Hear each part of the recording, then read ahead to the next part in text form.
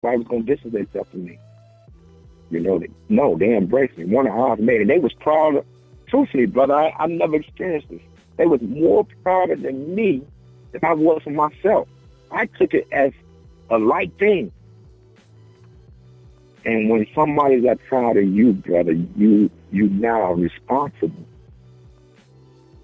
to not let no one down, because you don't know, and I don't know what God did for me, how it affected others in totality. I don't.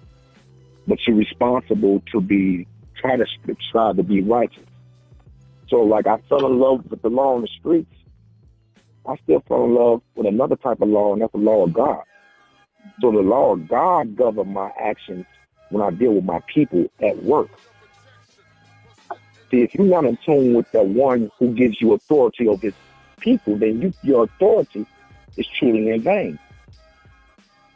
So as much as possible, brother, I try to study. There's been times in my life that darkness has entered into my life, and I ran away from my home because darkness was, at that point, stronger than my faith. But nevertheless, even though I may have left the Creator never left me. He always left me room to come back. Let's talk about your faith, brother. You are a brother that's part of the Nation of Islam, and a lot of people, because of the propaganda they make it look like the brothers and sisters in Chicago just run around like wild animals. But one constant throughout the entirety of our lives has been the Nation of Islam. And how did you turn your life over to that? Okay, so it was an easy transition in one aspect, and it was a difficult transition in another. Let me show you the difficult part first. Okay. Part of the bylaws and what we practice on the streets came from, the organization stole bits and pieces from the Nation of Islam. Mm-hmm. So I was introduced to Islam by street organizations. Mm-hmm. And it was a little bit watered down and some things taken away and what have you. But I fell in love with that. I fell in love with the opening prayer, and so coincidentally, the opening prayer is the Al-Fatiha, is the opening prayer of the Quran. So when I went into the military, I started meeting these other brothers, the 5%ers, and it's the brothers that's Orthodox Muslims and all that stuff. And I would go as a teenager, I would go to Savior Day every year. But these brothers was bashing the nation and saying, well, brother, the brothers and sisters in the nation are brainwashed. And that's not true Islam. Blah, blah, blah, blah, blah, blah, blah. So I'm a young, impressionable mind, and these brothers who said it to me was well-versed. They can articulate something. So it sounded intelligent. It sounded like it had a little bit of truth to it because of how they presented. Well, brother, when I got out the military and went on my negative path for a minute, and Allah called me back, it was through my brother Warren, that we affectionately call Squeak. Right. We bumped into each other on Savior's Day. And after we bumped into each other on a Savior's Day, we made a commitment to each other. Hey, brother, let's go to class Monday. And when I started going to the classes, brother, it started unraveling all those lies and myths that people were telling me. And I felt so ashamed for listening to something from somebody else that had no evidence of what they were talking about, just because they can articulate it well. So we are brainwashed in the nation. Don't ever get that twisted. But brainwashing ain't bad. Over the years, we have been compiled and piled on with much filth in our brain that we ain't acting right, we ain't thinking right, and we ain't moving right. So it washes that filth off our mind. Brainwash it and let you know your true divinity and your connection to God Himself. The minister does not want robots. He always said, whatever I say, you fact check. So you know that it can be true for yourself and not just become a parent and say it. And the minister said this. Don't say it unless you fact check. This is becoming, awakening a man into God's child. Because now God tell you, study thyself to be approved. But in the nation, brother, we don't want, listen to the key word, Nation of Islam. Islam only means peace, nation of peace. So my Christian brother is my brother. Mm-hmm. My Hebrew Israelite brother is my brother. My nationalist brother is my brother. I ain't got time for division. No time. Because the scripture says this, brother. If my people who are called by my name, and they say if my Muslim people who are called by my name, my Christian people who are called by my people who are called by my name will humble themselves, seek my face. God talking. So you can call them Allah, you can call them God, you can call them Dios, you can call them whatever, Yahweh or whatever you want to. But seek his face. Humble yourself. And he'll bring you into reality of yourself and your brethren around you that will squash many, many unnecessary divisions, wars, and misunderstandings. So I love the Nation of Islam. I love the minister. Is our nation perfect? Absolutely not. But do we in the nation have a history of cleaning our people up, standing them up? No, man. The biggest thing that you will hear is we hate white people. No, we hate the activities that the white people have did to us to create a condition that we still now suffering from. We ain't got time for petty emotion of hating a person. It's the conditions. But most people will run away from the conditions and say, well, that was 400 years ago, brother. Yeah, brother. But look at your condition now.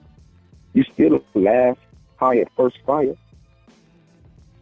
You the one still, every time you get pulled over by the police, even as a black police officer, your heart is doing pity pat because you don't know how that outcome going to be.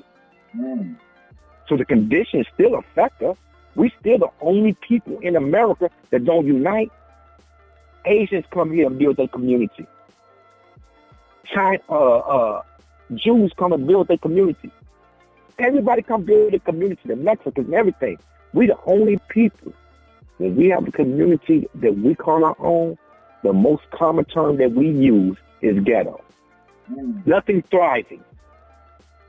Nothing. And we use any and everything to be divisive. So no, we don't have time to hate nobody. We got time to start loving on ourselves, and we unapologetic to it. So this is why we can go into the black community unarmed, and the brother and sister who gangbang, and they stop what they're doing when they see us, because they ain't out of fear that their brother's gonna do something. They know that love is coming towards them. And no matter how much I hate myself, I can't enact love against one of my brothers who that's all he's trying to show me is love. That's awesome, man. That's all I got, brother. That's awesome, man. Now, okay, for people who don't know, what are the first steps you take to join the Nation of Islam? Well, the first step is to take is, one, brother, go to a lecture. Go to a lecture and go with a humble ear and see if you like what's being said. And just like when you study Adam, just like when you study the Bible and you study the Quran, there's no compulsion in Islam. You can't force somebody to join. Mm-hmm. God don't force you to follow him. See? Mm-hmm. Take away religion, brother, and go into spirituality, because when you go into religion is very patriotic. And when you go to spirituality, you become universal. The best, if you have to use the term religion that I was taught by, I don't know, Minister Lewis kind of was taught by the messenger, was the best religion there is on earth is do unto others as you would have them do unto you. That's universal. So you go, you listen, and if you like what you hear, they will invite you out to a class called processing class. And any given time in this processing class, you got the opportunity to ask questions, learn more, so you make an intelligent decision and not an emotional decision. It's like, yeah, it's good. Yeah, I heard what he's spoken, blah, blah, blah. Okay, did that better? Now tell the truth now. Did they listen more to your thinking or your intelligence? It might be a both. But this time in your life, you got the opportunity to be absolutely truthful with yourself and make a conscious choice. Because now once you join the nation, brother, it ain't just, okay, I'm here. You got to put in the work. If God saved you, you got to go back in and put in the work to save your people. So it's a conscious decision. You go to processing class, and after you go through the processing class, you graduate from that, and you go into the ranks. And the ranks you go into, you got to go out there, and you got to go after your people. Be an active instrument in saving your people. Other than that, you might as well just join any group that call themselves God followers. Jesus said, if any man would be a disciple of mine, he was first deny himself of self, but he'll be a fisher of men. Mm-hmm. So you can't go to no organization and all you doing is a ritualistic, you attend it every Sunday and blah, blah, blah, but you ain't going out and fishing your people. So it's a beautiful process, brother, but it's a process that, like, when we were young, our mothers and fathers, they forced their faith on us. You're a grown man now. You get a chance to choose. Right. Go ahead, brother. When you are outside of the organization, let's just say you don't want to join, and you just want to be like, I don't want to join, but I do want to help. Is that a possibility?